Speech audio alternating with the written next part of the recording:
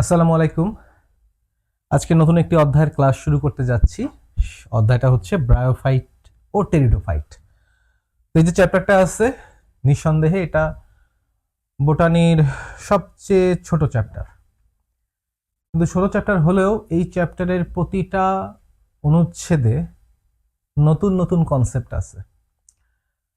Botany বুঝতে গেলে এই চ্যাপ্টারের উপর ভালো দখল থাকা দরকার। অর্থাৎ এই চ্যাপ্টারটা ইনফরমেটিভ চ্যাপ্টার না, কিন্তু এই চ্যাপ্টারটা বিশ্লেষণ করে পড়লে তুমি অনেক জিনিস বুঝতে পারবে, যে জনুক্রম কি, স্পোরোফাইট কি, গ্যামিটোফাইট কি, এরকম আরো অনেক আইডিয়া আমি পড়াতে পড়াতে মাথায় আসবে এখন। এই জিনিসগুলো কিন্তু ভাইয়া আমাদের বইয়ের এমন কোনো চ্যাপ্টার নাই যেখানে আলাদাভাবে এক্সপ্লেইন করা আছে যে জনুক্রম কি জিনিস, স্পোরোফাইট কি, গ্যামিটোফাইট কি, এক্সপ্লেইন করা নেই। এই অধ্যায়ে উদ্ভিদগুলো পড়েই তোমাকে বুঝতে হবে ওই কনসেপ্টগুলো। এবং যদিও ছোট অধ্যায়, তার মানে এই না যে আমরা দ্রুত শেষ করে দিব। আমাদের আবুল হাসান স্যারের বইয়ে যেই ইনফরমেশনগুলো আছে আমাদের সবগুলো কিন্তু বুঝে বুঝে শেষ করতে হবে। তো দেখো, আমরা প্রথমে ব্রায়োফাইট টেরিডোফাইট তো অধ্যায়ে যাওয়ার আগে একটু উদ্ভিদদেরকে নিয়ে একটু জানি। তো উদ্ভিদদেরকে নিয়ে আমরা আলোচনা করতেছি উদ্ভিদ বিজ্ঞানে। উদ্ভিদ বিজ্ঞানের চ্যাপ্টার 4, 5, 6, 7, এখানে টোটাল 8 রকমের উদ্ভিদ নিয়ে আলোচনা করা হয়েছে, বা উদ্ভিদ জাতীয় জীব নিয়ে আলোচনা করা হয়েছে। প্রথমে ভাই তোমরা বলো, চ্যাপ্টার 4 এ আছে কি? ভাইরাস এবং ব্যাকটেরিয়া। এখন অনেকে ম্যালেরিয়ার কথা বলতেছো। ম্যালেরিয়া ভাইয়া যদিও উদ্ভিদ বিজ্ঞানে আলোচনা করা হয়েছে, কিন্তু ম্যালেরিয়ার পিছনে আসলে প্রোটোজোয়া দায়ী। ওটা একটা প্রোটিস্ট জাতীয় জীব আর কি। যাই হোক, ভাইরাস ব্যাকটেরিয়া। ভাইরাস ব্যাকটেরিয়ার পরে আসছে হচ্ছে চ্যাপ্টার 5 এ ছত্রাক এবং শৈবাল। তোমরা হয়তো অলরেডি পড়ে ফেলেছো, না পড়ে থাকলে ক্লাস করে নিতে পারো। ছত্রাক শৈবালের পরে আমাদের চ্যাপ্টার 6 এ আজকে আমরা যে চ্যাপ্টার পড়বো সেখানে আসছে হচ্ছে মসবর্গীয় উদ্ভিদ এবং ফার্ন বর্গীয় উদ্ভিদ। ফার্ন বর্গীয় উদ্ভিদ। এরপর চ্যাপ্টার 7 এ আসবে আমাদের নগ্নবীজী উদ্ভিদ আর হচ্ছে আবৃত বীজী উদ্ভিদ। তো এই যে এরা যারা আছে, এর মধ্যে ভাইরাসকে আমরা একেবারে এখন আর জীব বিবেচনাই করে না অনেকে। ভাইরাসকে আমরা জীব থেকে বাদ দিয়ে দিতে পারি। ব্যাকটেরিয়া যেটা আছে, ব্যাকটেরিয়াকে এখন আমরা মনেরা জগতের মধ্যে ক্লাসিফাই করি, যে সে হচ্ছে মনেরা। এবং তারা অনেক অনুন্নত, যদি আমি মানুষের সাথে কম্পেয়ার করি বা আবৃতবীজী উদ্ভিদের সাথে কম্পেয়ার করি, ওরা অনেক অনুন্নত। ছত্রাককেও আমরা এখন হচ্ছে ফানজি নামে আলাদা একটা জগৎ আছে, সেখানে আলোচনা করি ছত্রাককে। তো প্ল্যান্টি বলতে শৈবালকে আমরা, কিছু শৈবাল প্রোটিস্টার মধ্যে আছে, প্রোটিস্ট, কিছু আবার প্লান্টির মধ্যেও আছে। তোমরা 5টা জগৎ পড়ছো না? মনেরা, প্রোটিস্টা, ফানজাই, অ্যানিমেলিয়া, প্লান্টি। প্ল্যান্টির লোকজনকে পাওয়া যায় শৈবাল থেকে। এবং এরপরে যারা আছে মসবর্গীয়, এরাও প্লান্টি। হ্যাঁ, ফার্নবর্গীয়, এরাও প্লান্টি। নগ্নবীজী, এরাও প্লান্টি। আবৃতবীজী তো অবশ্যই প্লান্টি। অর্থাৎ প্লান্ট আর কি, এরা প্লান্টি কিংডমের মধ্যে আছে। অর্থাৎ দেখো, আমরা এই 5টাকে বর্তমানে উদ্ভিদ হিসেবে কনসিডার করি। আমাদের মডার্ন বায়োলজিতে শৈবাল থেকে আবৃতবীজী উদ্ভিদ পর্যন্ত এদেরকে উদ্ভিদ হিসেবে কনসিডার করা হয়। ছত্রাক যেহেতু আমরা জানি খাবার তৈরি করতে পারে না, তাই ওদেরকে আলাদা একটা কিংডমই দেওয়া হয়েছে শুধু ছত্রাকের জন্য নির্ধারিত, সেটা হচ্ছে ফানজাই। হাওয়েভার আমরা যেহেতু ইন্টারমিডিয়েট লেভেলে জুলজি আর বোটানি এভাবে পড়ালেখা করতেছি, তাই বোটানির মধ্যেই এই সবগুলোকে আলোচনা করা হচ্ছে। এবং তুমি যতই ভাইরাস থেকে আবৃতবীজীর দিকে যাবা, বৈশিষ্ট্যগুলো আস্তে আস্তে উন্নত হবে।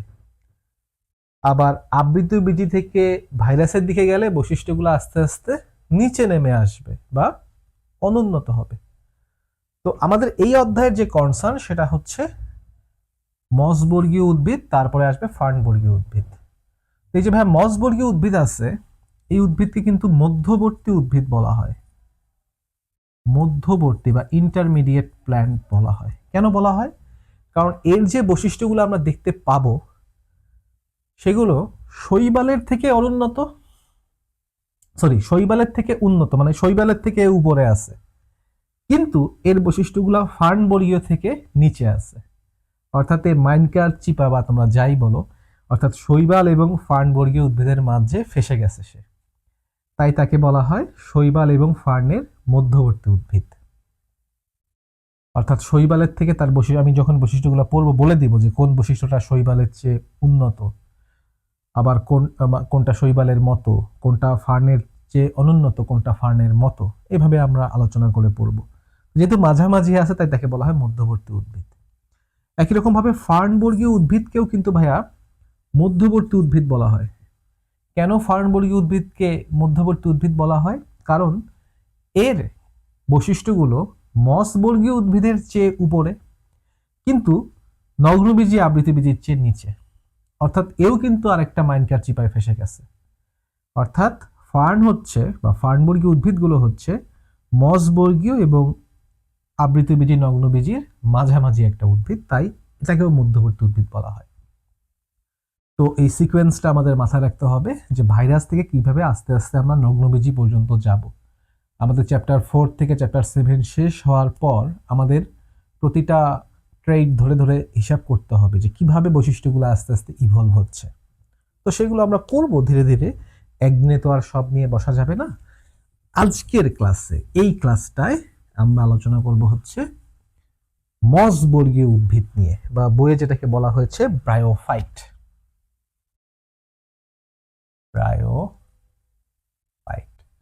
ব্রায়োফাইটকে বাংলা করলে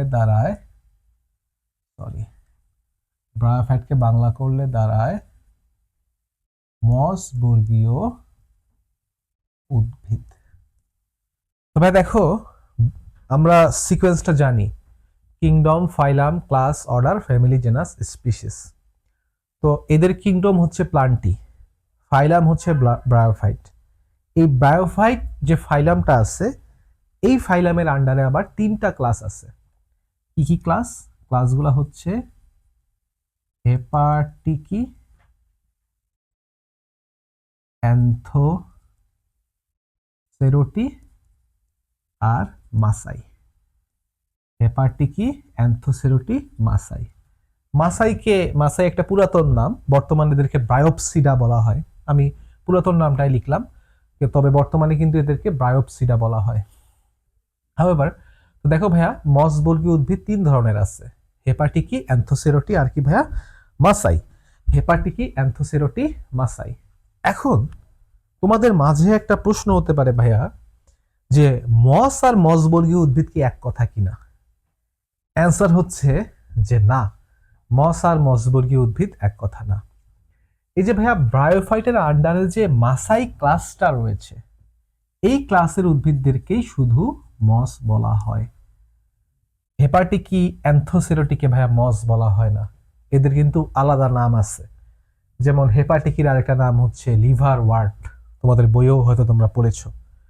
তো এখানে কথাটাকে আমি সহজে ভাবে বলতে পারি, সকল মসই মসবর্গীয় উদ্ভিদ, তবে সকল মসবর্গীয় উদ্ভিদ মস নয়।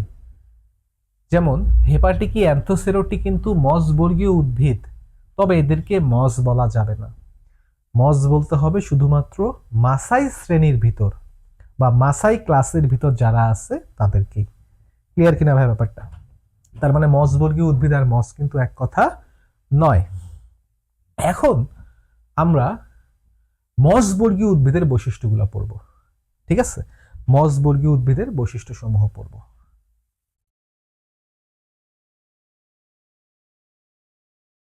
মসবর্গীয় উদ্ভিদের বৈশিষ্ট্য। তো আসো আমরা এক এক করে মসবর্গীয় উদ্ভিদের বৈশিষ্ট্যগুলো পড়ি। দেখো, প্রথম যে বৈশিষ্ট্য মসবর্গীয় উদ্ভিদ, মস তোমরা চিনছো তো ভাইয়া কোনটা? ওই যে কার্পেট বলতে তোমরা ছোটবেলায় দেখতা, বিভিন্ন স্যাঁতস্যাঁতে জায়গায়, স্যাঁতস্যাঁতে দেয়ালের মধ্যে সবুজ কার্পেটের মতো গজায় গেছে, এবার হাত দিয়ে টান দিলে অনেক দূর উঠে আসতো, সুন্দর কার্পেটের মতো হয়ে যেত, ওটাই হচ্ছে মস। ঠিক আছে? দেখো, মসবর্গীয় উদ্ভিদের মধ্যে প্রথম যে বৈশিষ্ট্যটা আমি বলবো সেটা হচ্ছে এরা হচ্ছে সমাঙ্গদেহী। সমাঙ্গদেহী বা ইংরেজিতে বলা হয় থ্যালয়েড। এখন তোমাদের কাছে আমার যে প্রশ্ন সেটা হচ্ছে, থ্যালয়েড হওয়া এটা কি একটা গরিব বৈশিষ্ট্য না ধনী বৈশিষ্ট্য?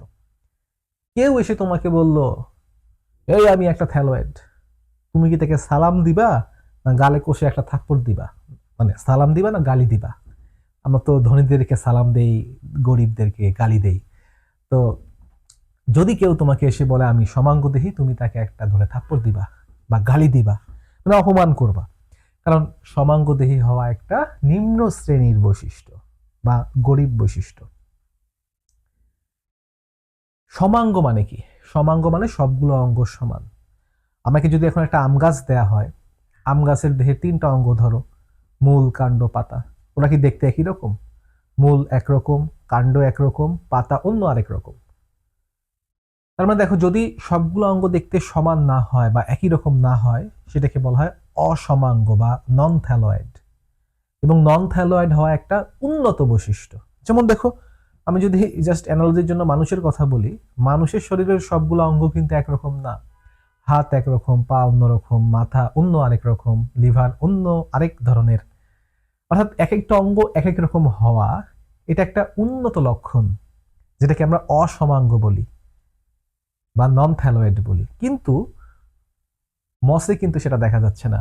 মসে এরা হচ্ছে সমাঙ্গদেহী, অর্থাৎ এদের দেহে কোনটা পাতা, কোনটা কাণ্ড, কোনটা মূল আলাদাভাবে চিহ্নিত করা যায় না। অর্থাৎ দেখো, সমাঙ্গদেহী মানে হচ্ছে মূল কাণ্ড পাতায় বিভক্ত করা যায় না, তাই এরা সমাঙ্গদেহী। সেকেন্ড যে বৈশিষ্ট্য এদের আসতেছে সেটা হচ্ছে যে এরা কিন্তু ভাইয়া সবুজ এবং স্বভোজী।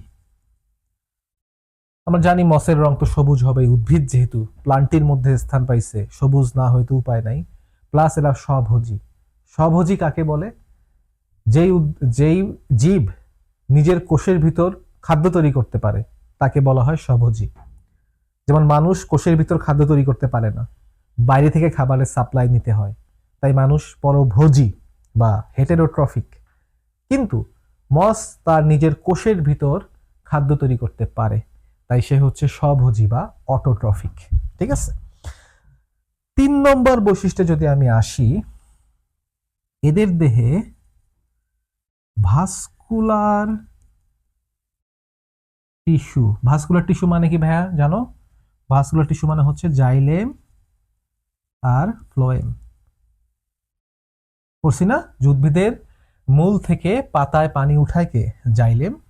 আর পাতায় যে খাবারটা তৈরি হয় সেটাকে সারা দেহে ছড়িয়ে দেয় কে? ফ্লোয়েম। এদের দেহে ভাইয়া ভাস্কুলার টিস্যু নেই। এটা কিন্তু এদের একটা গরিব বৈশিষ্ট্য। এই যে গরিব, এই যে গরিব, ঠিক আছে, গরিব বৈশিষ্ট্য।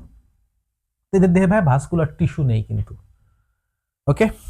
তারপরে ভাইয়া দেখো, এদের দেহে যেটা আছে সেটা হচ্ছে এদের মূল নেই,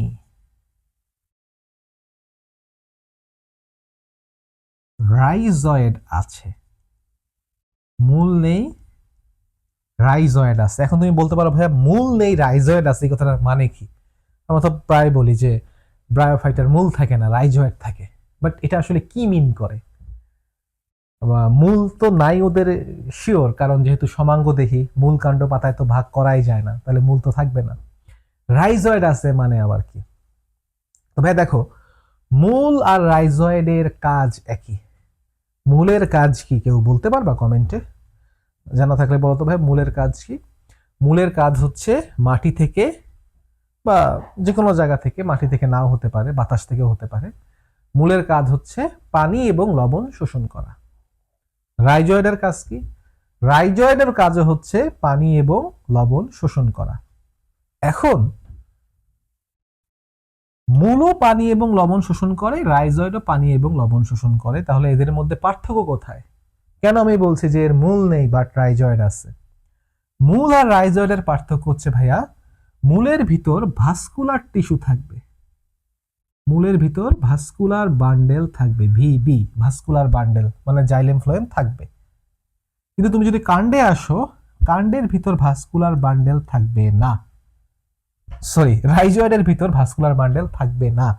এই হচ্ছে মূল এবং রাইজয়েডের পার্থক্য।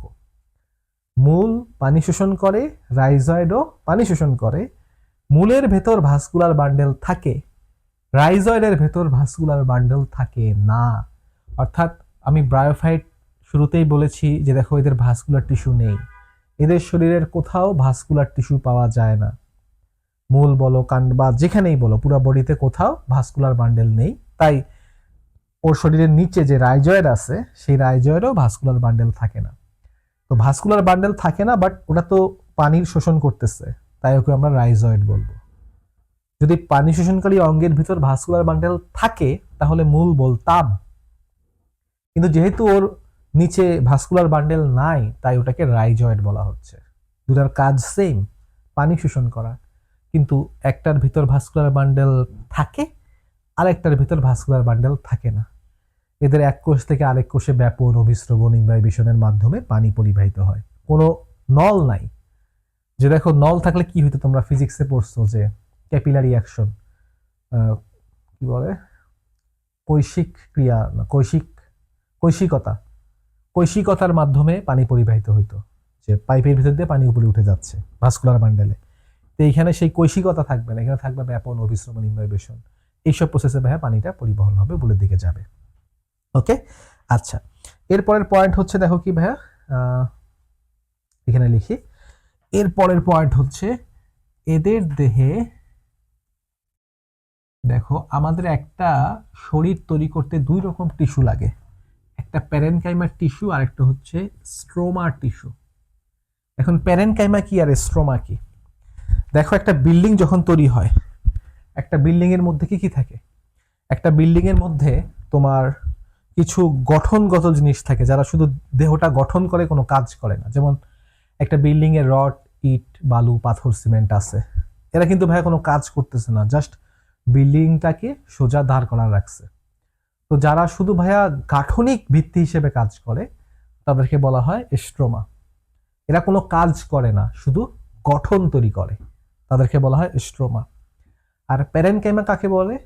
প্যারেনকাইমা হচ্ছে যারা কাজ করে।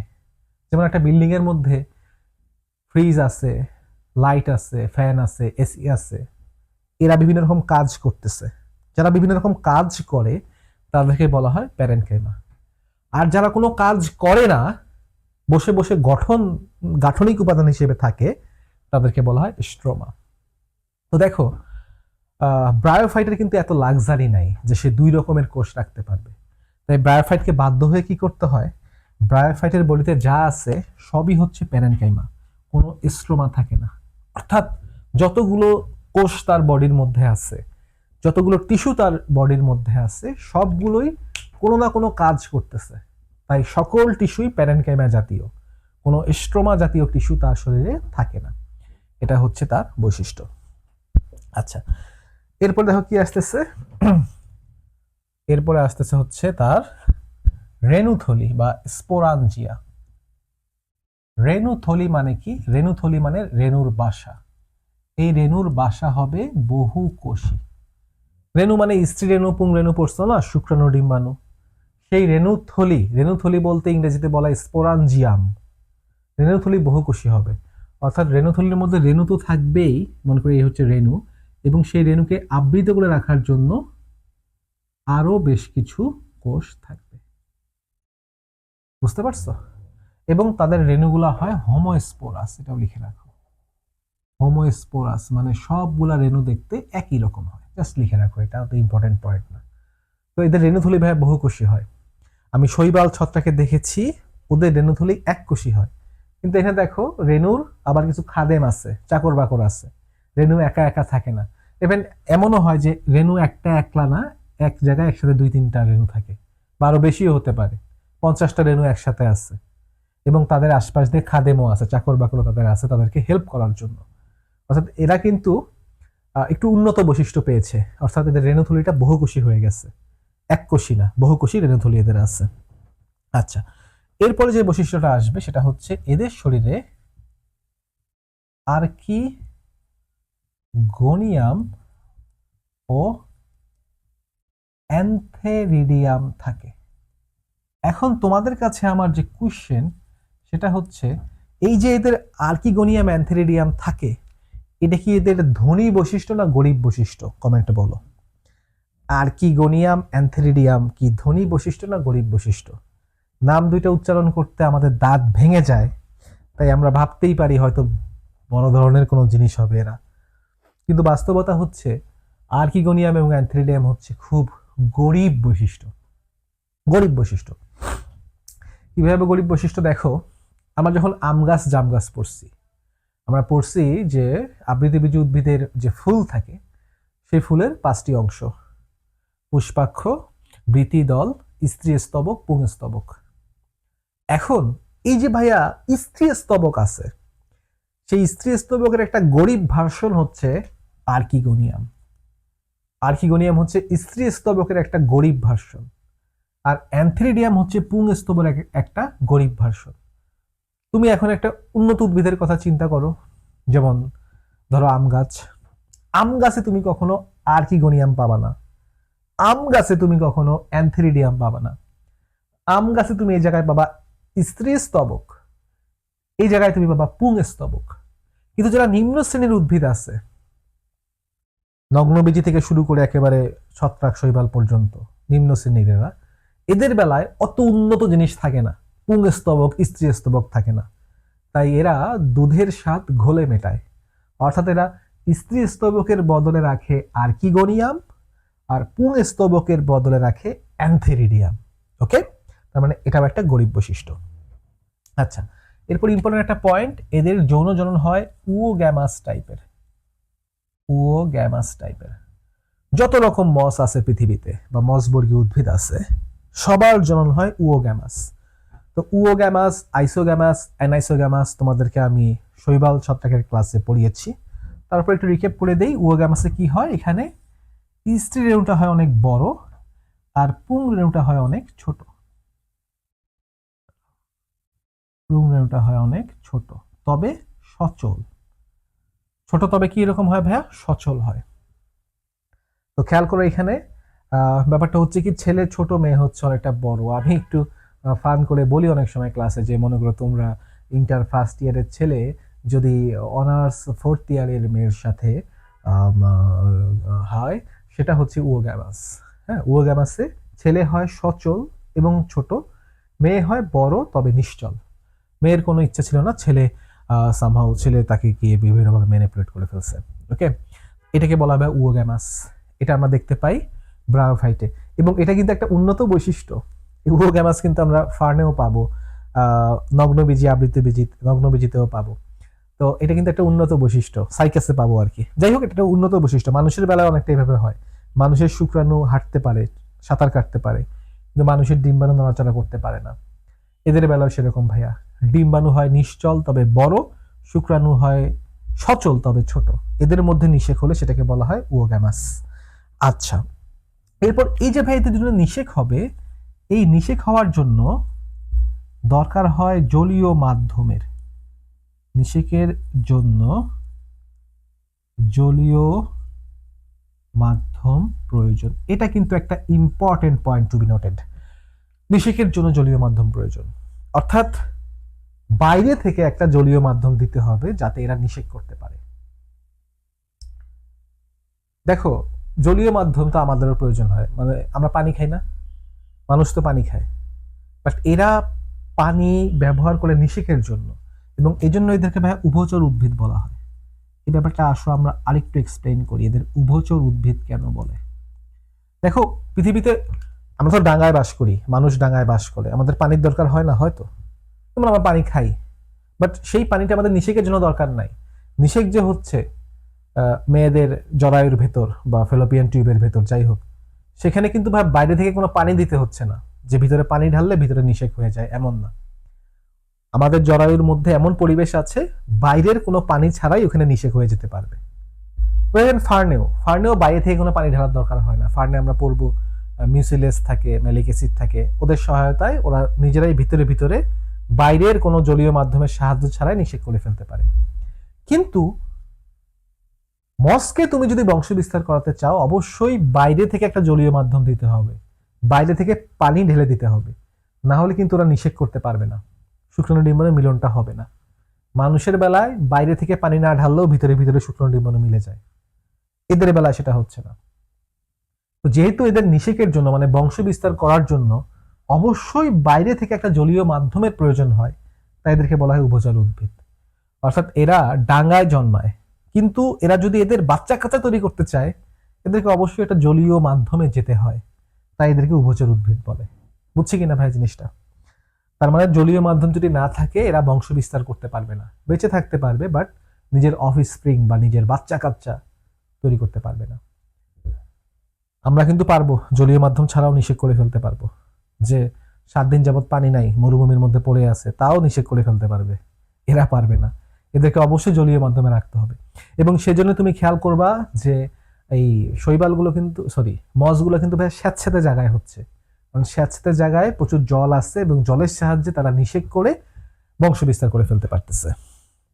আচ্ছা, এরপরে যে বৈশিষ্ট্যটা ভাই এদের আসছে সেটা হচ্ছে এদের দেহ গ্যামিটোফাইট। এদের দেহ গ্যামিটোফাইট। এইখানে লাগবে তোমাদের প্যাচ যে ভাইয়া গ্যামিটোফাইট মানে আবার কি, স্পোরোফাইট মানে কি।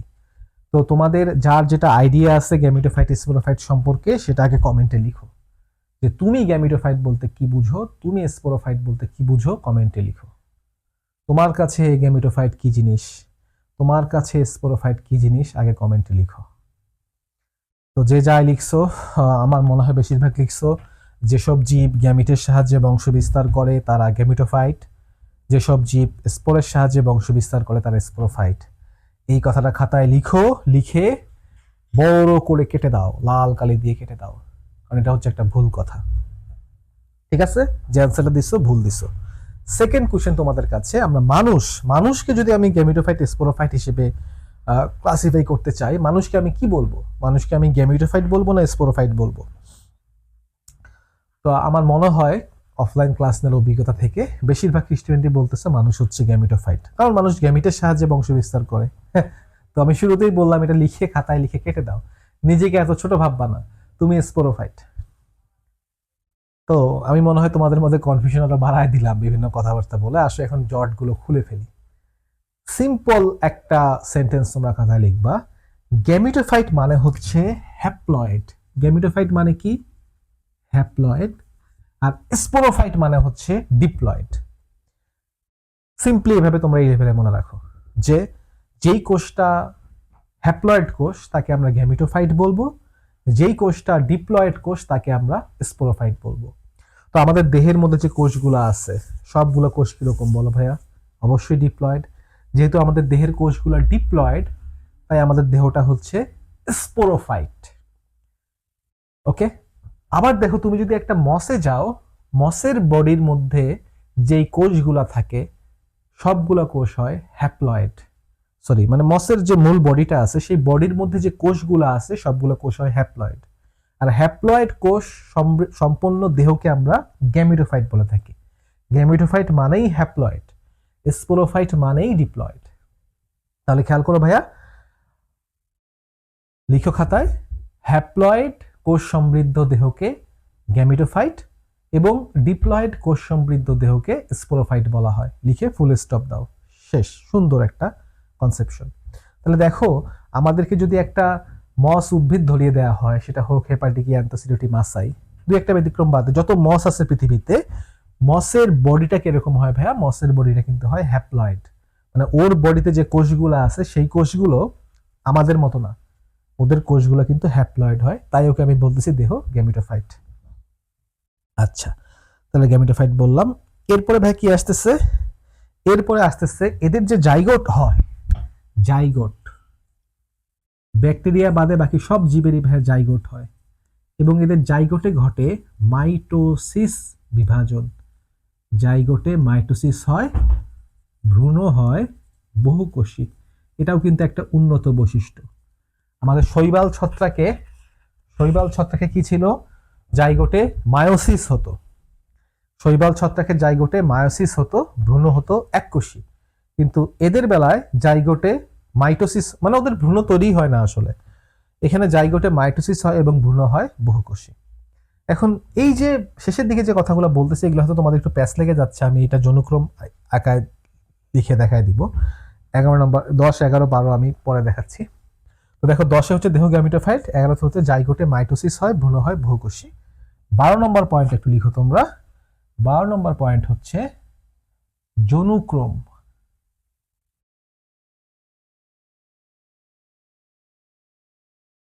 জনুক্রম ডিপ্লোবায়োন্টিক।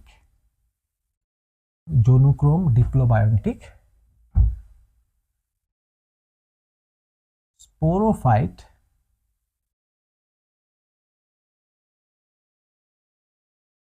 গ্যামেটোফাইট এর উপর নির্ভরশীল। জনুক্রম ডিপ্লোবায়োন্টিক স্পোরোফাইট গ্যামেটোফাইটের উপর নির্ভরশীল। জনুক্রম ডিপ্লোবায়োন্টিক স্পোরোফাইট গ্যামেটোফাইটের উপর নির্ভরশীল। তো আমি জানি তোমাদের 10, 11, 12 নম্বর পয়েন্ট এখনো কনফিউশন আছে। এই কনফিউশনটা দূর করতে হলে আমাদের জনুক্রম বুঝতে হবে। আমরা এই জনুক্রম বুঝলেই টোটাল কনসেপ্ট ক্লিয়ার হয়ে যাবে। তো এই জায়গায় আমরা হচ্ছে মসের একটা জেনারেলাইজড জনুক্রম এখনই দেখব। তো আসলে আমরা একটু বুঝি জনুক্রম জিনিসটা কি। প্রথমে কথা হচ্ছে জনুক্রম জিনিসটা কি। জনুক্রম বলতে বোঝায়, দেখো ভাই, এই যে আমি মানুষটা, আমার কথাই বলি, আমার দেহটা কিরকম? আমার দেহটা কিন্তু ডিপ্লয়েড, মানে স্পোরোফাইট দেহ। কিন্তু আমার যে শুক্রাণুগুলো তৈরি হয় সেই শুক্রাণুগুলো হচ্ছে, সেগুলো হচ্ছে হ্যাপ্লয়েড, মানে গ্যামিটোফাইট। এখন দেখো সেই শুক্রাণু থেকে যদি আরেকটা মানুষ তৈরি হয়, সেই মানুষটা হবে আবার ডিপ্লয়েড বা স্পোরোফাইট। অর্থাৎ দেখো আমার জীবন চক্রে কি হচ্ছে, হ্যাপ্লয়েড ডিপ্লয়েড হ্যাপ্লয়েড দশার আবর্তন হচ্ছে। এই যে হ্যাপ্লয়েড ডিপ্লয়েড দশার ক্রম আবর্তন, এই ঘটনাকেই বলা হয় জনুক্রম বা মেটাজেনেসিস। এটাকে ইংরেজিতে বলা হয় মেটাজেনেসিস। ইংলিশ টার্মগুলো মাঝে মধ্যে জেনে রাখা দরকার। এটাকে বলা হয় জনুক্রম বা মেটাজেনেসিস। ওকে, তাহলে দেখো একটা জীবের স্পোরোফাইট এবং গ্যামিটোফাইটিক দশার ক্রম আবর্তনকে বলা হয় জনুক্রম। যেমন দেখো তুমি একটা মানুষ, তোমার কথা এবার বলবো, আমাকে দিয়ে আমাকে অপমান করছে, এবার তোমাকে করব। তুমি হচ্ছে স্পোরোফাইট, কারণ তোমার দেহ ডিপ্লয়েড। তোমার যে গ্যামিটগুলো তৈরি হয়, আইদার শুক্রাণু অথবা কারো ডিম্বাণু, সেগুলো হয় হ্যাপ্লয়েড, মানে গ্যামিটোফাইট। সেই শুক্রাণু ডিম্বাণু থেকে যদি আবার আরেকটা মানুষ তৈরি হয়, তোমার বাচ্চা, তোমার বাচ্চার বডিও কিন্তু হবে ডিপ্লয়েড বা স্পোরোফাইট। অর্থাৎ দেখো তুমি ছিলে স্পোরোফাইট, তোমার গ্যামিট হয়েছে কিরকম, গ্যামিটোফাইট, সেখান থেকে তোমার বাচ্চা হয়েছে আবার কেমন ভাইয়া, স্পোরোফাইট। অর্থাৎ দেখো স্পোরোফাইট গ্যামিটোফাইট স্পোরোফাইট, এভাবে যে একটা ক্রম আবর্তন ঘটতেছে, এটাকেই বলা হয় জনুক্রম। বুঝতে পারছি ভাইয়া? আচ্ছা, এখন আমি বলে দিলাম যে মসের জনুক্রম কেমন, ডিপ্লোবায়োন্টিক। তো ডিপ্লোবায়োন্টিক বলতে কি বোঝায়? তো ভাই দেখো জনুক্রম দুটো টাইপের হতে পারে। জনুক্রম আইদার হতে পারে হ্যাপ্লোবায়োন্টিক, হ্যাপ্লোবায়োন্টিক, অথবা হতে পারে জনুক্রম ডিপ্লোবায়োন্টিক।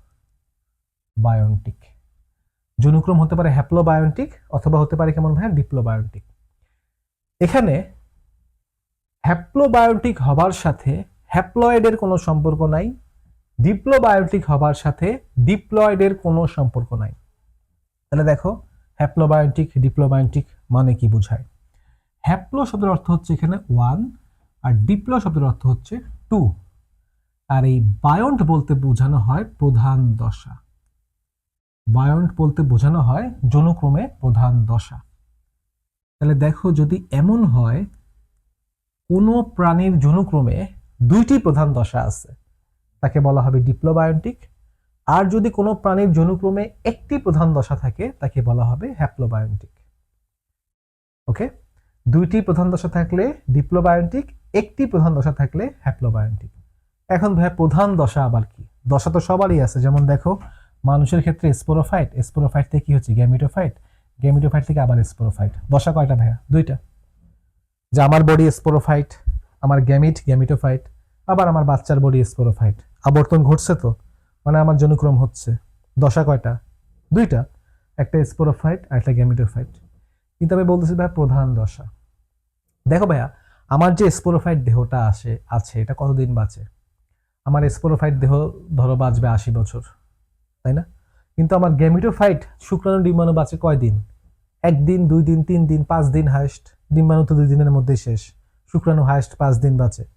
তাহলে খেয়াল করো, তোমার স্পোরোফাইট বডিটা বাঁচতেছে 80 বছর, আর তোমার গেমিটোফাইট বডিটা বাঁচতেছে 3 দিন। তার মানে এখানে এইটা হচ্ছে একমাত্র প্রধান দশা, আর এটা একটা অপ্রধান বা ক্ষণস্থায়ী দশা। এটা একটা দীর্ঘস্থায়ী দশা, এটা একটা খুবই ক্ষণস্থায়ী দশা। তার মানে আমি ধরতে পারি আমার জীবনের প্রধান দশা কয়টা? একটাই, সেটা হচ্ছে ডিপ্লয়েড দশা। কারণ আমার এই যে ডিপ্লয়েড বডিটা, নিউরনগুলা বা মাসেলের সেলগুলা, এরা বাঁচতেছে 80 বছর, আর আমার ডিম বা শুক্রাণু বাঁচে 3 দিন। তার মানে আমার প্রধান দশা হচ্ছে ডিপ্লয়েড দশাটাই। হ্যাপ্লয়েড দশা খুবই ক্ষণস্থায়ী আমার জন্য। তার মানে আমার জীবনের প্রধান দশা কয়টা? একটা। তাই আমি হচ্ছি হ্যাপ্লোবায়োন্টিক। আমার দেহ ডিপ্লয়েড, কিন্তু আমার জনুক্রম হ্যাপ্লোবায়োন্টিক। আমি বলছি ডিপ্লয়েড হ্যাপ্লয়েডের সাথে হ্যাপ্লোবায়োন্টিক ডিপ্লোবায়োন্টিকের কোনো সম্পর্ক নাই। তাহলে খেয়াল করো, যেহেতু আমার জীবনের প্রধান দশা একটা, তাই আমি হচ্ছি হ্যাপ্লোবায়োন্টিক। এই হ্যাপ্লোবায়োন্টিককে আবার পরে 2 ভাগে ভাগ করা হয়, একটা হচ্ছে হ্যাপ্লোন্টিক আর একটা হচ্ছে ডিপ্লোন্টিক। হ্যাপ্লোন্টিক, ডিপ্লোন্টিক। তাহলে দেখো আমরা জনুক্রমকে কিভাবে ক্লাসিফাই করলাম, বা মেটাজেনেসিসকে। আসলে একটু আমি সুন্দর মতো দেখাই। প্রথমে জনুক্রম কি জিনিস ভাই বুঝছি তো? কোনো একটি জীবের স্পোরোফাইটিক এবং গ্যামেটোফাইটিক দশার আবর্তনকে জনুক্রম বলা হয়। এই জনুক্রম হচ্ছে 2 প্রকার। যদি কোনো জীবের জনুক্রমে একটি প্রধান দশা থাকে তাকে বলা হয় হ্যাপ্লোবায়োন্টিক। যদি কোনো জীবের জনুক্রমে 2টি প্রধান দশা থাকে তাকে বলা হয় ডিপ্লোবায়োন্টিক। এই হ্যাপ্লোবায়োন্টিক আবার 2 রকম হতে পারে, একটা হ্যাপ্লোন্টিক আর একটা হচ্ছে ডিপ্লোন্টিক। হ্যাপ্লোন্টিক কখন বলবো? দেখো, একটা জীবের জীবনে একটাই প্রধান দশা আছে, এবং সেই দশাটা যদি হয় হ্যাপ্লয়েড দশা, তাহলে বলবো হ্যাপ্লোন্টিক। একটা প্রাণীর জীবনে একটাই প্রধান দশা আছে, বাট সেই দশাটা যদি হয় ডিপ্লয়েড দশা, তাহলে তাকে বলবো ডিপ্লোন্টিক। যেমন দেখো, আমি ধাপে ধাপে আসি। যেমন আমি যদি মানুষের কথা বলি ভাইয়া, তোমরা এতক্ষণে আশা করি বুঝে ফেলেছ যে মানুষের যে জনুক্রমটা আছে সেটা ডিপ্লোবায়োন্টিক না হ্যাপ্লোবায়োন্টিক। অবভিয়াসলি মানুষের জনুক্রম হ্যাপ্লোবায়োন্টিক, কারণ মানুষের জনুক্রমে প্রধান দশা একটা। আমাদের স্পোরোফাইট দেহ 80 বছর বাঁচতেছে, আর আমাদের গ্যামিটোফাইটিক ডিম্বাণু শুক্রাণু 3 দিন বাঁচতেছে। তার মানে প্রধান দশা একটা। এখন এই যে আমার যে প্রধান দশাটা তোমরা দেখতে পারতেছো, আমার এই বডিটা, এই প্রধান বডিটা, এটা কি ডিপ্লয়েড বডি না হ্যাপ্লয়েড বডি? এটা অফকোর্স ডিপ্লয়েড বডি। তাই মানুষ হচ্ছে ডিপ্লোন্টিক হ্যাপ্লোবায়োন্টিক। মানুষ কিরকম ভাইয়া? মানুষ হচ্ছে ডিপ্লোন্টিক হ্যাপ্লোবায়োন্টিক। মানুষ হচ্ছে ডিপ্লোন্টিক হ্যাপ্লোবায়োন্টিক। এখন আমি যদি আসি একটু নিম্ন শ্রেণীর উদ্ভিদে, যেমন শৈবালে, শৈবাল বা ছত্রাক, এগুলোতে যদি আসি, শৈবালের জীবনে প্রধান দশা ভাইয়া একটা, এবং সেই দশাটা হচ্ছে গ্যামিটোফাইটিক দশা।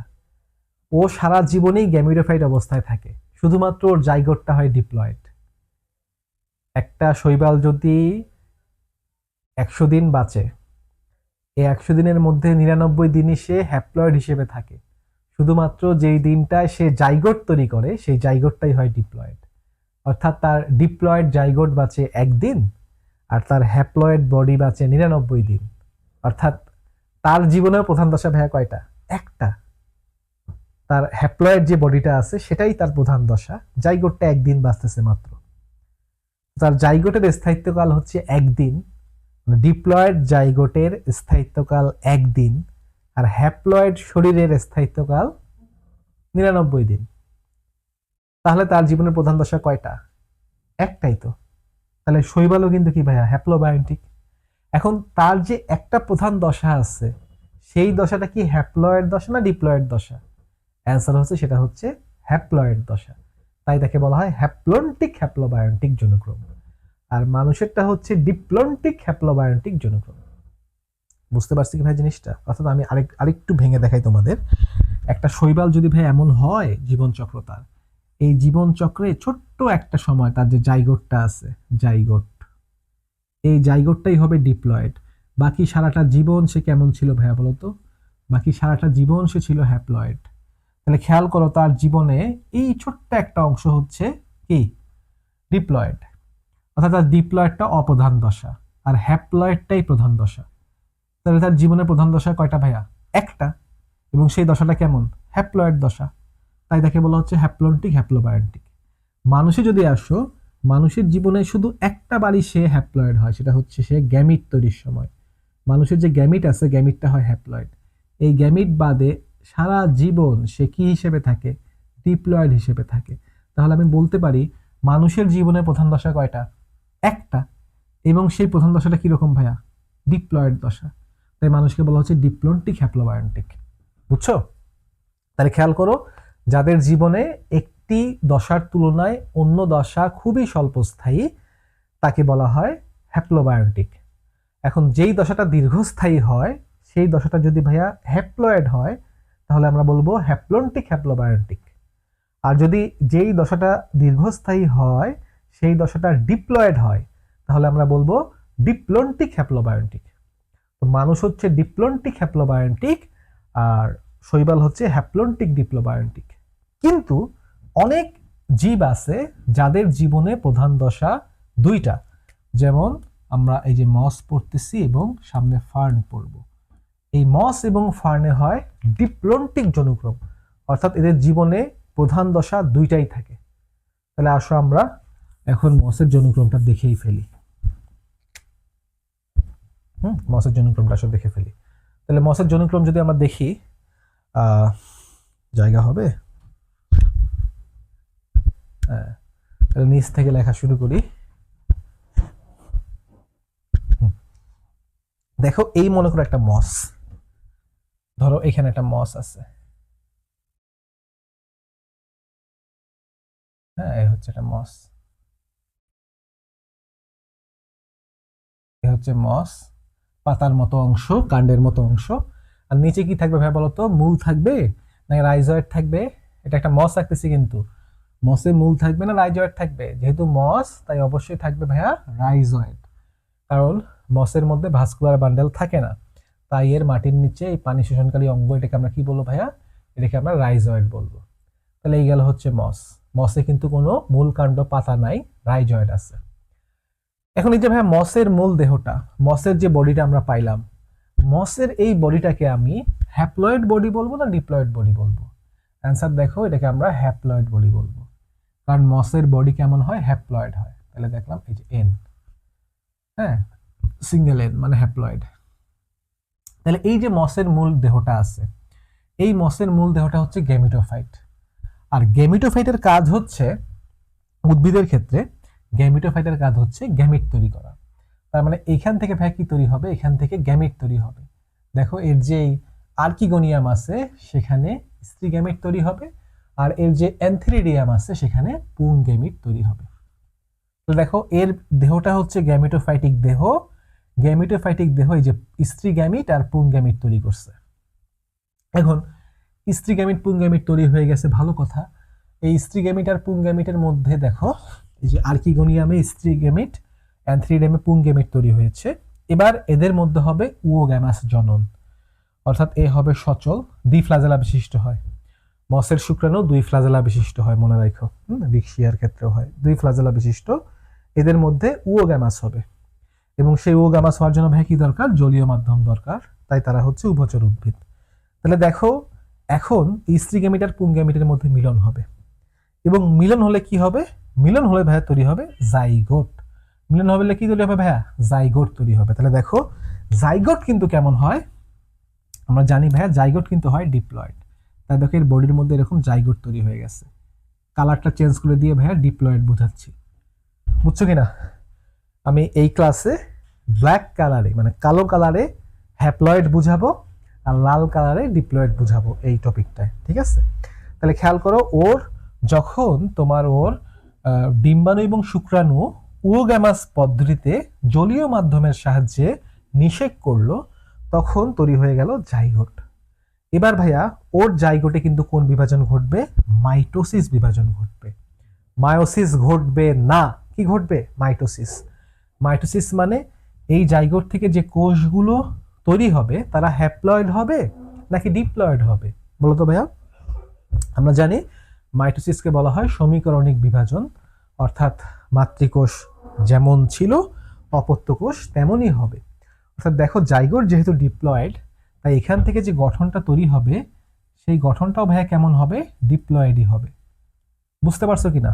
জাইগোটে কিন্তু মাইটোসিস হচ্ছে, তাই ডিপ্লয়েড জাইগোট থেকে ডিপ্লয়েড একটা গঠন তৈরি হবে, এবং এই গঠনটাকে আমরা অনেক সময় ক্যাপসুল বলি। ক্যাপসুল বলি। কি বলি ভাই? ক্যাপসুল বলি। ঠিক আছে, তাহলে দেখো জাইগোট বিভাজিত হয়ে কি তৈরি করছে? ক্যাপসুল তৈরি করছে। এটাও একটা আমরা পয়েন্ট হিসেবে লিখতে পারি। জাইগোট থেকে ভাই কি তৈরি হয়? ক্যাপসুল তৈরি হয়। জাইগোট থেকে ক্যাপসুল তৈরি হয়। জাইগোট অঙ্কুরিত হয়ে ক্যাপসুল তৈরি করে, কারণ জাইগোটে মাইটোসিস বিভাজন হয় এবং জাইগোট অঙ্কুরিত হয়ে ক্যাপসুল তৈরি করে। ভালো কথা। এখন এই যে ভাই ক্যাপসুলটা তৈরি হলো, এই ক্যাপসুলটা কি হ্যাপ্লয়েড না ডিপ্লয়েড? অবশ্যই ডিপ্লয়েড। লাল কালিতে এঁকেছি মানে ডিপ্লয়েড। তাই এই ক্যাপসুলটাকে আমরা স্পোরোফাইট বলবো। খেয়াল করো, নিচের যে শরীরটা দেখতে পারতেছো সেটা গেমিটোফাইট, কিন্তু উপরের শরীরটা হচ্ছে কি? স্পোরোফাইট। অর্থাৎ দেখো, মস একটা অদ্ভুত উদ্ভিদ, যে উদ্ভিদের দেহের নিচের অংশ হচ্ছে হ্যাপ্লয়েড, দেহের উপরের অংশ হচ্ছে ডিপ্লয়েড। চিন্তা করো মানুষের ক্ষেত্রে হলে কেমন হতো, যে মানুষের কোমর থেকে নিচে ডিপ্লয়েড, কোমরের উপরে হচ্ছে হ্যাপ্লয়েড। অদ্ভুত হতো না? একই ঘটনা যেটা বললাম কাল্পনিক, এটা ভাইয়া হচ্ছে মসের বেলায় বাস্তব। আর মসের বেলায় দেখা যায় শরীরের নিচের অংশ হয় হ্যাপ্লয়েড আর শরীরের উপর অংশ হয় ডিপ্লয়েড। এটা হচ্ছে মূল দেহ আর এটা হচ্ছে ক্যাপসুল। তার মূল দেহ কিন্তু কেমন হচ্ছে ভাইয়া? দেখো, মূল দেহ গ্যামিটোফাইট, কিন্তু ক্যাপসুল হচ্ছে কেমন ভাইয়া? স্পোরোফাইট। ওকে, আচ্ছা, তাহলে খেয়াল করো ভাইয়া, গ্যামিটোফাইট দেহ যেহেতু গ্যামিট তৈরি করছে, মসের বেলায় গ্যামিটোফাইট দেহ ভাইয়া কি তৈরি করছে? গ্যামিট তৈরি করছে। গ্যামিটোফাইট দেহ যদি গ্যামিট তৈরি করে, স্পোরোফাইট দেহ কি তৈরি করবে? স্পোরোফাইট দেহ স্পোর মাতৃকোষ তৈরি করবে। তাহলে খেয়াল করো, এই ক্যাপসুল থেকে এখানে তৈরি হবে স্পোর মাতৃকোষ, নাম হচ্ছে স্পোর মাতৃকোষ। এবং আমরা জানি সকল রকমের মাতৃকোষ ভাই কেমন হয়? ডিপ্লয়েড হয়। জনন মাতৃকোষ বলো, স্পোর মাতৃকোষ বলো, সকল মাতৃকোষ কেমন হয়? ডিপ্লয়েড হয়।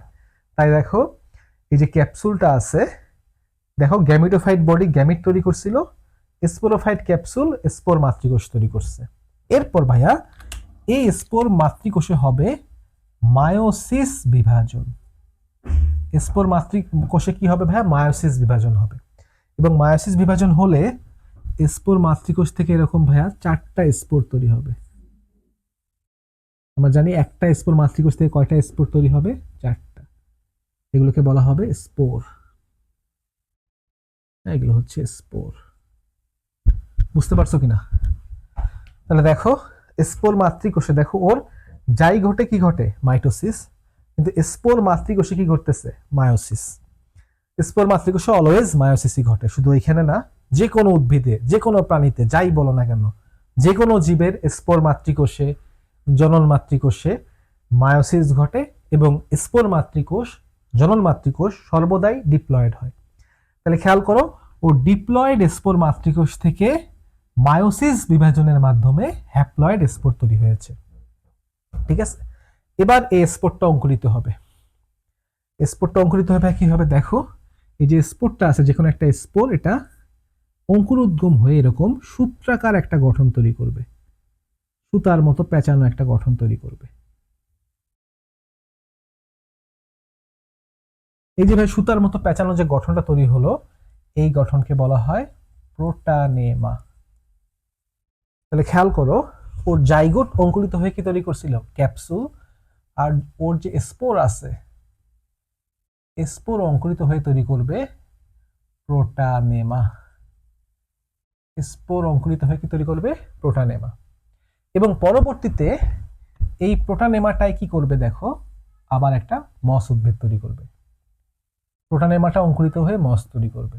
অর্থাৎ দেখো, একটা স্পোর, স্পোরের মাইটোসিস বিভাজনের মাধ্যমে স্পোরটা আস্তে আস্তে প্রোটানেমা তৈরি করছে, এবং প্রোটানেমাটা আস্তে আস্তে অঙ্কুরিত হয়ে নতুন আরেকটা মস উদ্ভিদ তৈরি করছে। এখন প্রোটানেমা যেহেতু হ্যাপ্লয়েড, তাই প্রোটানেমা থেকে শ্রেষ্ঠ যে দেহ আছে, সেই দেহটাও হবে কেমন ভাইয়া? হ্যাপ্লয়েডই হবে। তাহলে আমরা দেখতে পাচ্ছি, আমি যদি মসের জীবনটা খেয়াল করি, মসের জীবনের এতটুকু অংশ মসের জীবনে এই যে লাল অংশটা আছে, এটা হচ্ছে স্পোরোফাইট জীবন, তার স্পোরোফাইটিক জীবন। আর মসের দেহে এই যে কালো অংশটা আছে, এটা হচ্ছে তার গ্যামেটোফাইটিক জীবন। অর্থাৎ আমরা দেখতে পাচ্ছি ভাইয়া, দেখো আমরা যৌনক্রম বলতে কি বুঝতাম? যৌনক্রম বলতে আমরা বুঝতাম যে স্পোরোফাইটিক এবং গ্যামেটোফাইটিক দশার আবর্তনকেই তো ভাইয়া যৌনক্রম বলা হয়। এখন দেখো এর জীবনে কিন্তু দেখো স্পোরোফাইট গ্যামেটোফাইট আবর্তিত হচ্ছে, খুব সুন্দরভাবে আবর্তিত হচ্ছে। এবং দেখো যেহেতু স্পোরোফাইট গ্যামেটোফাইটিক দশার আবর্তন ঘটছে তার দেহে, তাই তাকে আমরা বলবো তার একটা যৌনক্রম আছে সুন্দর। ব্যাকটেরিয়া বাদে বাকি সবারই যৌনক্রম থাকে। এখন এই যৌনক্রমে ভাইয়া খেয়াল করো, এই যৌনক্রমে গ্যামেটোফাইটিক দশা তো অবশ্যই দীর্ঘস্থায়ী দশা। দেখো এখানে স্পোর আছে, আন্ডারে প্রোটোনেমা আছে, ইভেন ওর যে মেইন বডিটা, সেই বডিটাই তো ভাইয়া গ্যামেটোফাইটিক। তার মানে গ্যামেটোফাইট অবশ্যই প্রধান দশা। আবার দেখো ওর যে স্পোরোফাইটিক দশা আছে, সেটাও কিন্তু একেবারে ক্ষণস্থায়ী না। দেখো ওর স্পোর মাতৃকোষগুলো স্পোরোফাইটিক, ইভেন ওর ক্যাপসুলটাও কিন্তু কি ভাইয়া স্পোরোফাইটিক। মানে একটা মোটামুটি ভালো সময় যাবত সে কিন্তু স্পোরোফাইট অবস্থাতেও থাকে। অর্থাৎ তার জীবনের প্রধান দশা ভাইয়া কয়টা? দুইটা। স্পোরোফাইটিক দশাও প্রধান, গ্যামেটোফাইটিক দশাও প্রধান। যেহেতু তার জীবনের প্রধান দশা বা দীর্ঘস্থায়ী দশা দুইটা, তাই তার জন্মক্রমটা হচ্ছে ডিপ্লোবায়োন্টিক। ওকে, আচ্ছা। এখন এখানে ইন্টারেস্টিং একটা পয়েন্ট হচ্ছে, ওই যে লাস্টে একটা কথা অ্যাড করছি, স্পোরোফাইট গ্যামেটোফাইটের উপর নির্ভরশীল। একটু এই ছবিটা ভাইয়া খেয়াল করো। এখানে যেহেতু মস, আমি শুরুতেই বলছিলাম মস কিরকম উদ্ভিদ ভাইয়া? মস কিন্তু সবুজ স্বভোজী উদ্ভিদ। তো সবুজ বলছিলাম, তো সবুজ মানে কি আমরা জানি, খাবার তৈরি করতে কি দরকার? খাবার তৈরি করতে গায়ের রং সবুজ হওয়া দরকার, উপর থেকে আলো আসা দরকার, নিচের থেকে পানি আসা দরকার। তো যেহেতু এরা মস ভাইয়া, মসের গায়ের রং সবুজ হবে, গ্যামেটোফাইটিক অংশের রঙও হবে সবুজ, স্পোরোফাইটিক অংশের রঙও হবে সবুজ। এবং দেখো এই দুইটা অংশই কিন্তু উপর থেকে আলো পাইতেছে, সূর্যের আলো এসে গ্যামেটোফাইটিক অংশও পড়তেছে, স্পোরোফাইটিক অংশও পড়তেছে। এখন দরকার আমার পানি। খেয়াল করো, যেটা গ্যামেটোফাইটিক অংশ আছে, গ্যামেটোফাইটিক অংশের সাথে কিন্তু একটা রাইজয়েড যুক্ত আছে, এবং সে চাইলে খুব সহজেই কি করতে পারতেছে? সে চাইলে খুব সহজেই রাইজয়েড দিয়ে মাটি থেকে পানি শোষণ করতে পারতেছে, এবং পানি, আলো এবং সবুজ রং মানে ক্লোরোফিল মিলিয়া মিশায় সে খাবার তৈরি করে ফেলতে পারতেছে। কিন্তু উপরে যে ক্যাপসুল আছে, স্পোরোফাইট অংশ, সে কিন্তু কিছুটা অসহায়। সে কিভাবে অসহায় খেয়াল করো, এই স্পোরোফাইটিক অংশটা সবুজ, উপর থেকে সূর্যের আলো পাচ্ছে, কিন্তু এই স্পোরোফাইটিক অংশের সাথে কোনো মূল বা রাইজয়েড কিছুই যুক্ত নাই। তাহলে উপায় কি? উপায় হচ্ছে এই স্পোরোফাইট অংশটা গ্যামেটোফাইটের থেকে পানি ধার করতেছে। অর্থাৎ যদি এই যে নিচের যে কালো রঙের গ্যামেটোফাইটিক অংশটা দেখতেছো, সে যদি দিনে 10 লিটার পানি শোষণ করে, 10 লিটারের মধ্যে 7 লিটার নিজে ইউজ করে, বাকি 3 লিটার দান করে ক্যাপসুলকে। যে ক্যাপসুল বেচারার যেহেতু কোনো মূল নাই, ক্যাপসুল বেচারার যেহেতু কোনো রাইজয়েড নাই, পানি তো সে পাচ্ছে না, তাই গ্যামেটোফাইট করে কি স্পোরোফাইটকে প্রতিদিন পানি ডোনেট করে, পানি দান করে। যদি এই গ্যামেটোফাইটিক অংশ যদি স্পোরোফাইটকে পানি দান না করত, স্পোরোফাইট বেঁচে থাকতে পারতো না, স্পোর মাতৃকোষও তৈরি হতো না। অর্থাৎ আমরা দেখতে পারতেছি ওর যে উপরের দিকে, দেহের উপরের দিকে যে স্পোরোফাইটিক অংশটা আছে, সেটা খাবার তৈরির জন্য গ্যামেটোফাইট অংশের উপর নির্ভরশীল থাকে। এই জন্যই বলা হয় মসের বেলায় স্পোরোফাইট গ্যামেটোফাইটের উপর নির্ভরশীল। আশা করি আমরা টোটাল কনসেপ্ট বুঝতে পারছি, নাকি পারি নাই ভাইয়া? আমি সবগুলো পয়েন্টই দেখাইছি, নিজের মতো কয়টা জিনিসও অ্যাড করছি, যে জাইগোট অঙ্কুরিত হয়ে ক্যাপসুল তৈরি করে, স্পোর অঙ্কুরিত হয়ে প্রোটানেমা তৈরি করে, এটাও কিন্তু মসের একটা বৈশিষ্ট্য। তাহলে এই যে ভাই আমরা মোটামুটি কতগুলো, 12, 13, ওটা 14 নম্বর পয়েন্ট হবে। তাহলে এটাকে 14 বানায় দেই, 14 নম্বর পয়েন্ট হচ্ছে জনুক্রম। তো এই দেখো আমরা মস পড়তে গিয়ে অনেক কিছু শিখলাম, এক্সট্রা যে জিনিসগুলো শিখলাম, যেমন উগামাস, এগুলো সবাই বুঝতা, বিভিন্ন কনসেপ্ট, আর্কিগোনিয়াম অ্যান্থিরিডিয়াম আসলে কি, সমাঙ্গদেহী হওয়া আসলে কি, রাইজয়েডটা আসলে কি, তারপরে হচ্ছে ভাইয়া সবচেয়ে ক্রুশাল পয়েন্ট, জনুক্রম কি আসলে? জনুক্রম হচ্ছে এই যে স্পোরোফাইট গ্যামেটোফাইটিক দশার আবর্তনকে জনুক্রম বলা হয়। এবং যদি জীবনের প্রধান দশা একটা থাকে তাহলে বলা হয় হ্যাপ্লোবায়োন্টিক। সেই প্রধান দশাটা যদি হয় হ্যাপ্লয়েড দশা তাহলে হ্যাপ্লন্টিক হ্যাপ্লোবায়োন্টিক জনুক্রম। আর ওই প্রধান দশাটা যদি হয় ডিপ্লয়েড দশা তাহলে ডিপ্লন্টিক হ্যাপ্লোবায়োন্টিক জনুক্রম। তবে যদি জীবনচক্রে দুইটা প্রধান দশা থাকে, যে স্পোরোফাইট গ্যামেটোফাইট দুইটাই মোটামুটি প্রধান দশা, দীর্ঘস্থায়ী দশা, তাহলে বলা হয় ডিপ্লোবায়োন্টিক জনুক্রম। পাই কোথায়? মস এবং ফার্নে। এবং মসের বেলা যেটা হয় স্পোরোফাইট মানে ডিপ্লয়েড দেহটাই হ্যাপ্লয়েড দেহের উপর নির্ভর করে। এই যে আচ্ছা তারা চলে আসছে ক্লাস করতে, লেট হয়েছে কেন আজকে ক্লাসে আসতে? এই দেখো একটু তোমার ড্যানিকে দেখো, ড্যানি ক্লাস করো, বুঝো মস ফার্ন। এই এর জনুক্রমটা বলো তো, এর জনুক্রম কেমন?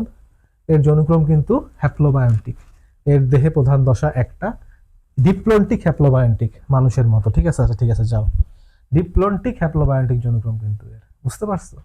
এই হচ্ছে আমাদের মসের লেখাপড়া। থ্যাংক ইউ সবাইকে মনোযোগ দিয়ে ক্লাসটা করার জন্য।